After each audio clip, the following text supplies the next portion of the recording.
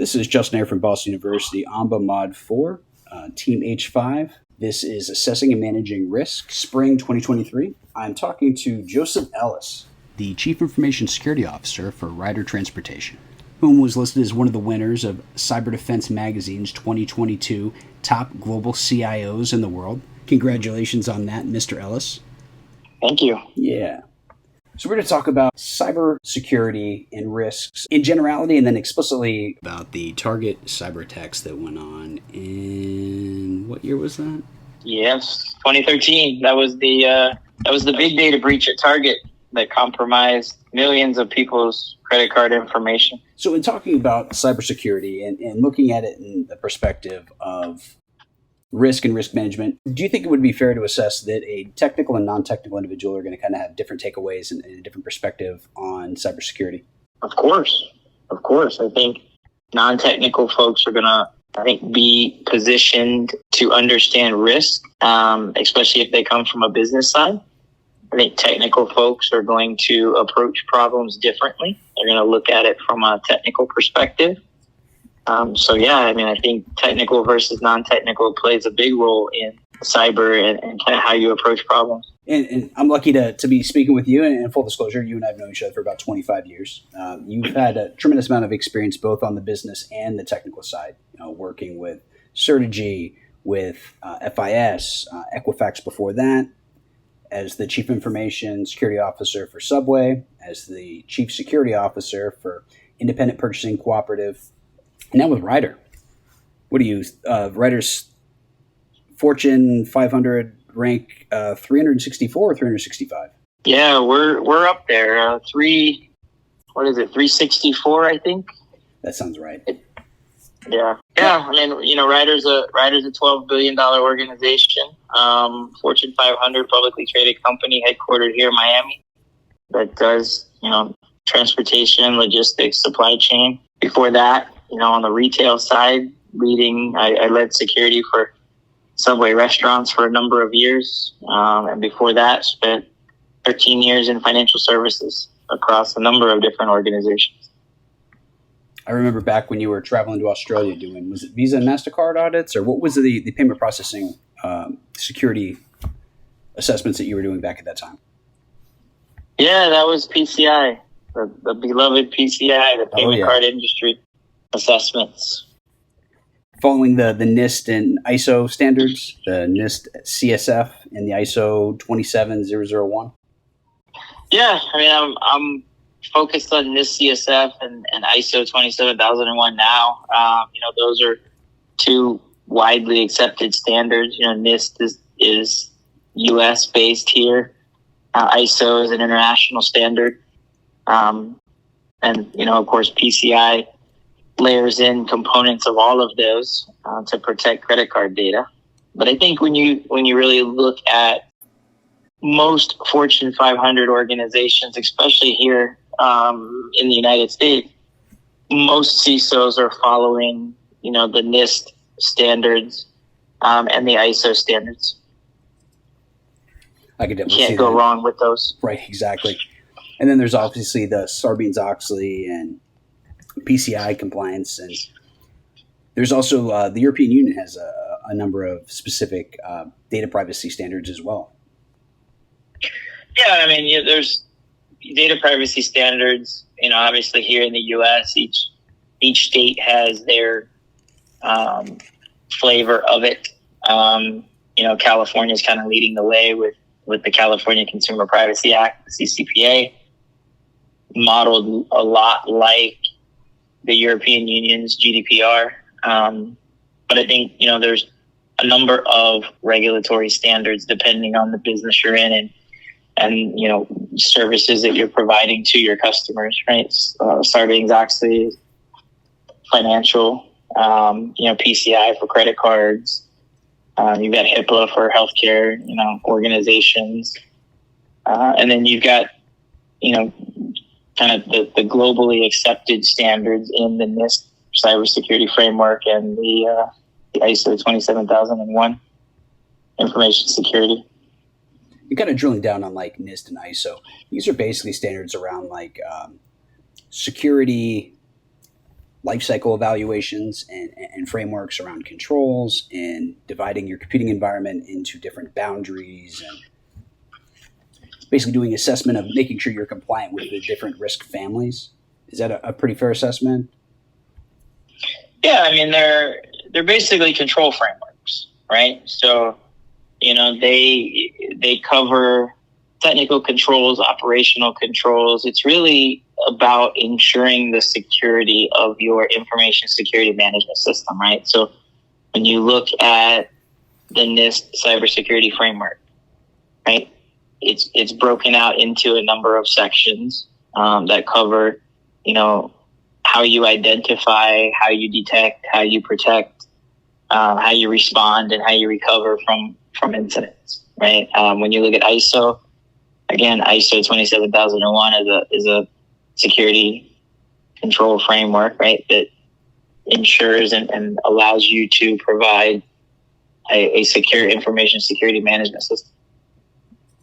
And kind of applying that to the target data breach from 2013. Where do you think the issues lied in that breach? What kind of were the procuring causes, in your opinion, of what transpired?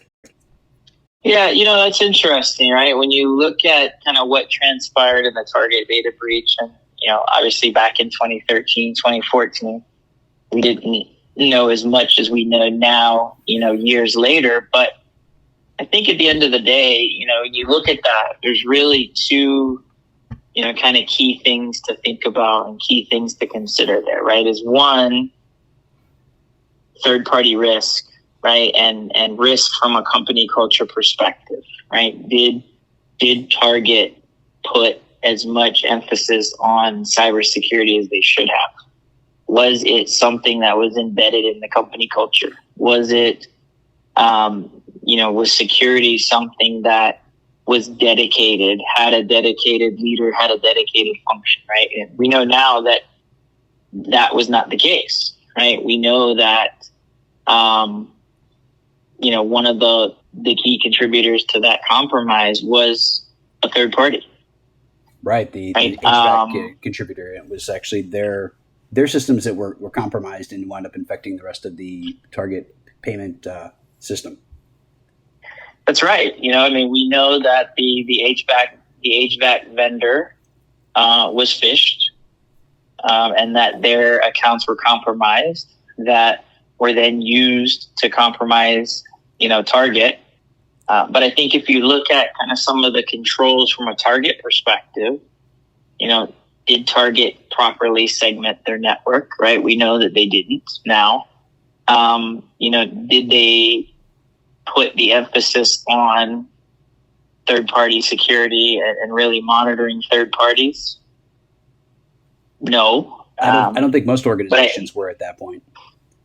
They weren't, and I think that's one of the things when you look back, that many years, security has come leaps and bounds from where it was in 2013, right? So, and I think you look at some of the other reports that came out of that breach, right, which is, their antivirus vendor at the time notified them of malware, and they didn't do anything about it, right? And so you kind of ask yourself, and obviously we only know from the outside, right? We never totally know what transpired inside the company, but you look at that and you ask yourself, did the antivirus vendor, who did they report it to?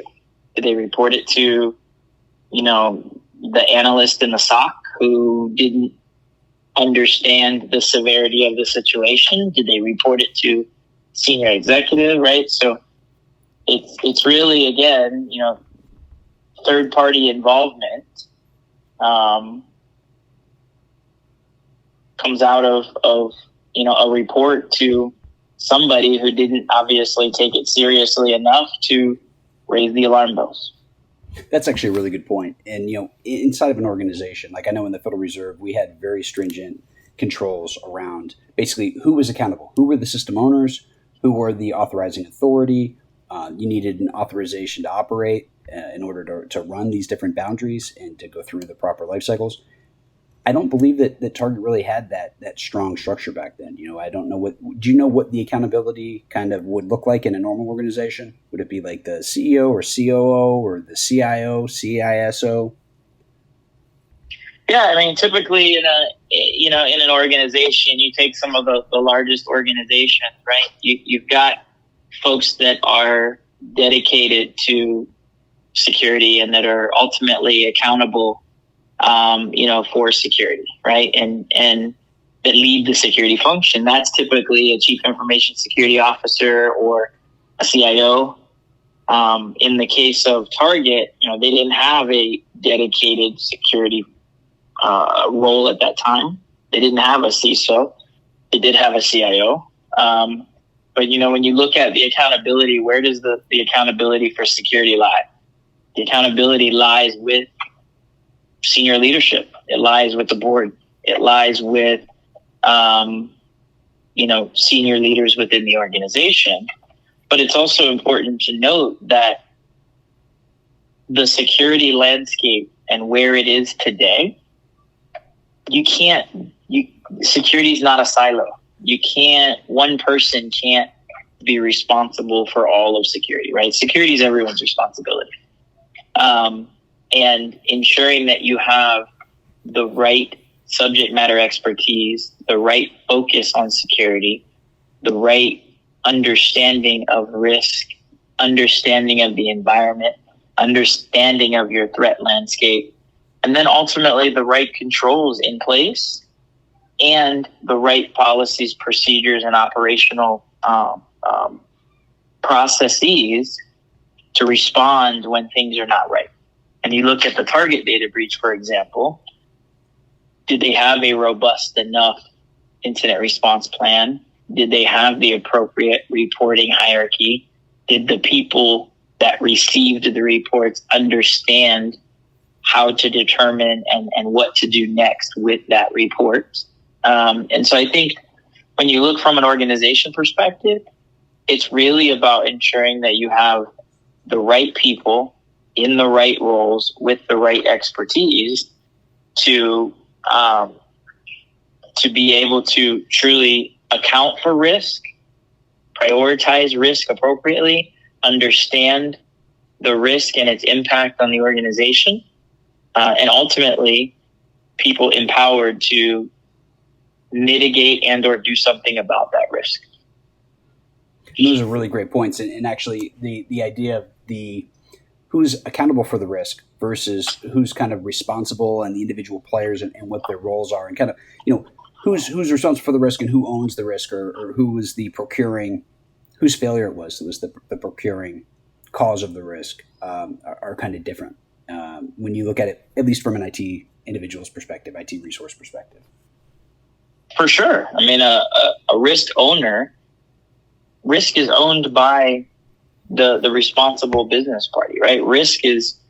Security people don't own risk. Our job is to understand the risk, be able to quantify that risk, be able to catalog that risk, make sense of that risk, to be able to present it to business leaders and decision makers. And once a decision has been made about what we're going to do with that risk, then security's job is to enforce that, right? Whether it's policy change, whether it's mitigating a system, whether it's rebuilding a system, whatever the risk mitigating strategy is that has been determined, right? But I think that's one of these areas where it's critical to understand, right? Is that your security person that's receiving an alert from an antivirus vendor that you have malware in your system, right? That's not the risk owner.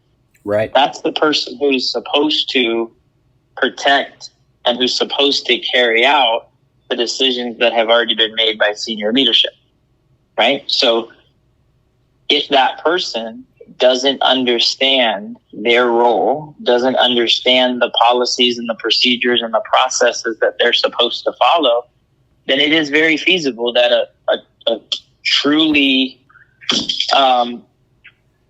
a true threat and a true alert could not get reported appropriately, right? Because it's in the hands of somebody who doesn't understand necessarily what to do with it. Absolutely. At the Federal Reserve, the way that we broke it up is we had all the different risk boundaries. The risk boundaries had a system owner. The system owner was generally somebody on the business side who had the core responsibility over both the operations and then the platforms that were used in those operations. The security resources and technical resources helped do the assessments, the control audits, making sure that we were compliant with them. If we weren't, writing up the exceptions or milestones to request, the exceptions request non-compliance approval for a control or a plan of action to meet those controls. And then all of that was reported up to the system owner, who then turned it over to generally a company level. There would be like a authorizing authority. And then those individuals tended to report up to either like a chief information officer or a chief information officer who then reported to a chief operating officer who then reported to the president, the CEO, and then eventually the information would flow up to the board. Yeah, and a lot of companies are structured that way, right? Is that, you have a chief information officer responsible for technology delivery. You have a chief information security officer responsible for securing the organization and quantifying and identifying risk. And then you have your business leaders, right? Your decision makers, your COOs, your CEOs, your presidents, your board. But I think, when you look at everything, there's two things that are critical. One, as an organization, you need to have, in today's day, you need to have the culture of security. It needs to be fundamentally part of everything that you do. And you need to have those processes in place where you can truly understand what it is that you have and what risks you have, right? Because, again, you can't secure and you can't mitigate the risks that you don't know you have. 100%. I think, in our program, super important. We've been looking at the IAM framework, the Identify, Assess, and Manage framework for addressing risks and managing risks. Yeah, and that's one, and you have risk management frameworks, and you have risk management controls from a number of different organizations. NIST provides best practices on risk and risk assessments. So I think and again, when you think about security, it's not a one size fits all. It's not a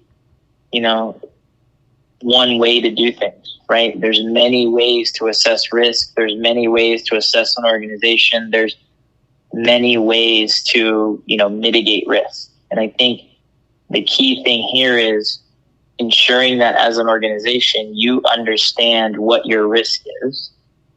You use some demonstrated successful standard in identifying your risk. But at the end of the day, it's really what works best and what's appropriate for your organization, right?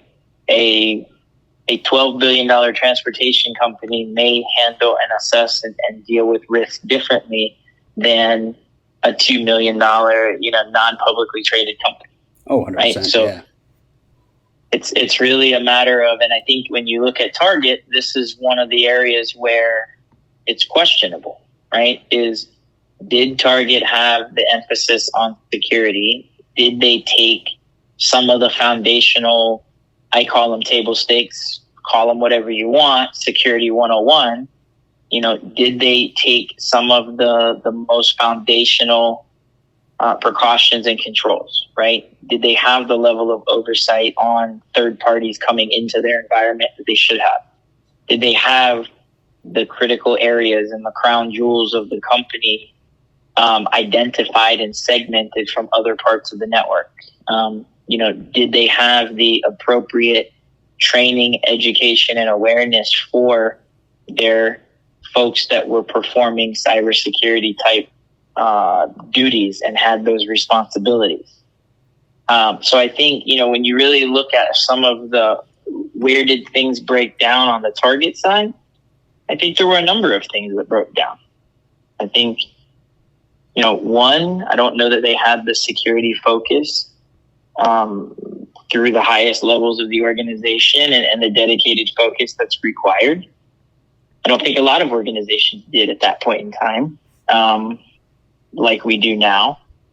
I think there were processes that probably were not followed, if they existed at all, such that the reports that came in of the malware that was in the system, that they were, handled with the level of urgency that they should have. We know from the breach that the antivirus vendor notified Target twice that they had malware in the system. And according to reports, they didn't do anything about it until law enforcement authorities notified them, at which point then they took action, right? So the question becomes, had they taken action on the first report, could they have stopped or at least significantly reduced the amount of data that was, compromised and exfiltrated from their network? We'll never know, but it stands reasonably to assume that had they responded a few days sooner than they did, maybe they could have prevented a number of the accounts and the personal information of Target's customers from being exposed. Yeah, absolutely. And that's one of the things that I think stuck out most in reviewing the case to me, was that it took 3 days after the data breach was identified, for the information to proliferate up from the individuals in the IT segment to senior leadership. Yeah, and that's a good point.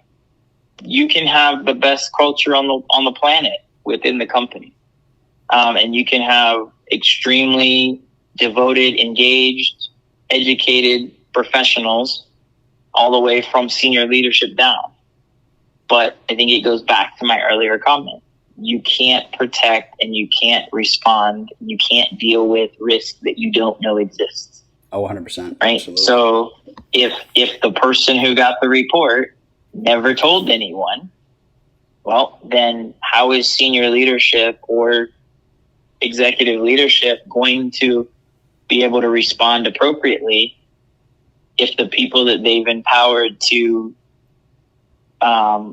be on the ground and be the eyes on the street, if they don't know, if they're not being told, then certainly time is going to transpire from the point of an incident until senior leadership is aware, right? And I think when you're dealing with security issues, time is of the essence, right? It's important that every single person in the process knows their role, understands exactly what to do, and when to do it, so that the right people are aware and can make the appropriate, take the appropriate actions. And that totally makes sense. Joseph, I appreciate your time. Thank you very much. Absolutely. Thanks for having me. Absolutely.